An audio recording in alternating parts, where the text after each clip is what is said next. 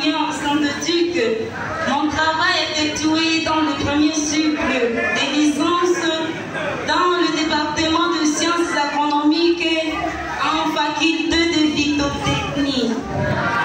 Pour le dire rapidement, ce travail porte sur la problématique de la quantification des produits vivriers dans la commercialisation en territoire des Rutshuru, dans de la commune rurale de Kiwanja de 2020 à 2023. Ce dernier est utilisé en 4 chapitres. Le premier chapitre porte sur la monographie de la cité de Kiwanja. Le deuxième chapitre porte sur la généralité sur le sujet. Le troisième chapitre porte sur la présentation, interprétation, analyse et discussion des résultats. Le quatrième chapitre porte sur les projets de la sensibilisation de cultivateurs sur l'amélioration de la production des cultures de maïs. Les choix portés à ces sujets n'est pas un fait hasard, moins encore d'une formalité scientifique, mais du fait que les cultures occupent maintenant toutes des études approfondies s'avèrent nécessaires en vue de connaître avec précision le différent. Sur ce, nous sommes partis de la question générale. Quels sont les différents rurales de Kiwanja?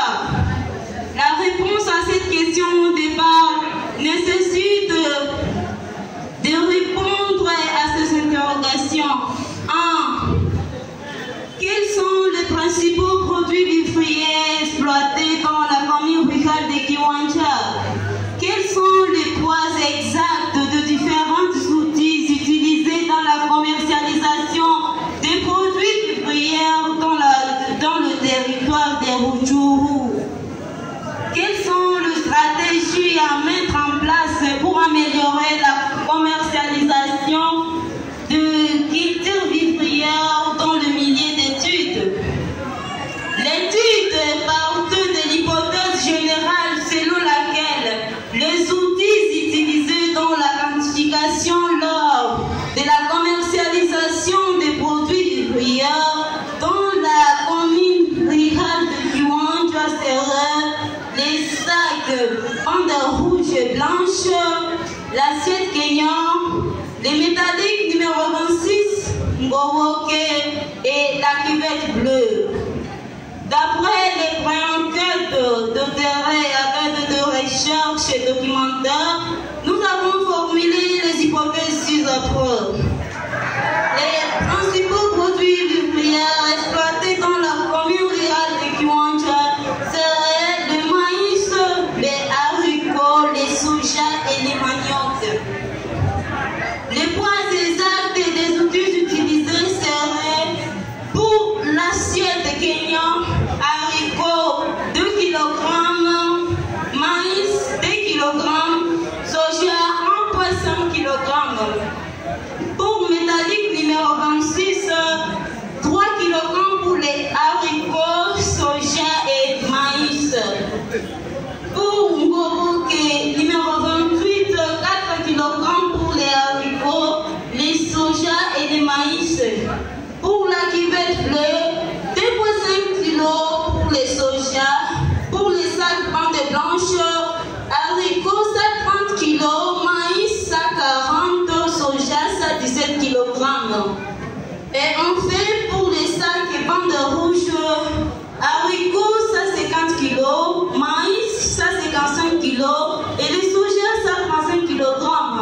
Une formation des producteurs en technique culturelle serait une stratégie efficace pour améliorer la commercialisation des produits vivriers dans les milieux.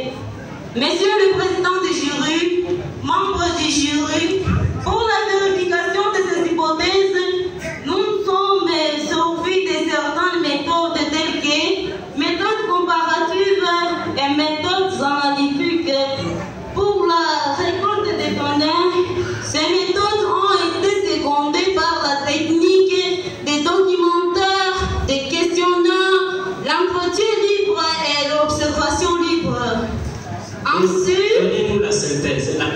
vision du travail.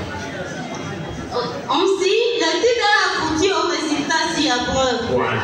Les principaux produits vivriers, le maïs, les haricots, comme le confirment 100% de nos enquêtés, suivis témoignant que 95% de soja, 75% et du sorgho 62,1%. Conforme le tableau numéro 10 à la 29e page.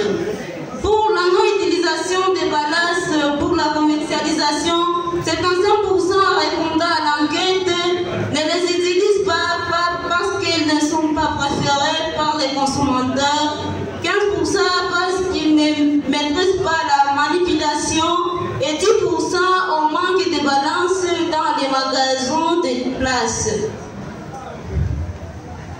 En regard à ce résultat, nous affirmons nos hypothèses.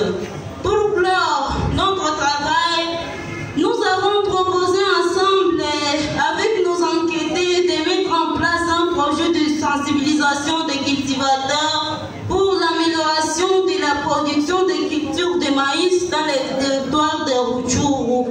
En fait, nous ne pouvons pas prétendre avoir épuisé toute la matière relative à notre objet d'étude. Voilà, Espérance, j'ai... Merci beaucoup, Monsieur le Président du jury. Avec intérêt, Mademoiselle Espérance. Mais cependant,